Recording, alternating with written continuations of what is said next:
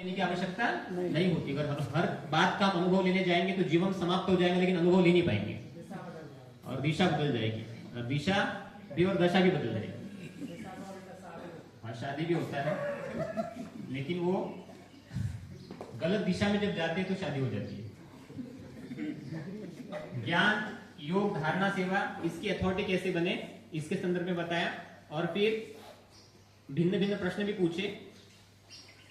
फिर एक प्रश्न पूछा कि योगी कैसे बन सकते हैं, और फिर उन्होंने ही उसका उदाहरण स्पष्ट किया।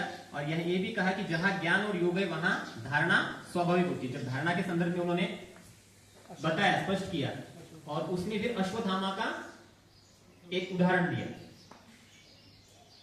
कृष्ण और अश्वत्थामा का, क्योंकि अश्वत्थामा सुदर्शन चक्र चाहता था, लेकिन उसमें वो थामने की, धारण करने की शक्ति नहीं थी, इसलिए वो उसे धारण नहीं कर पाया।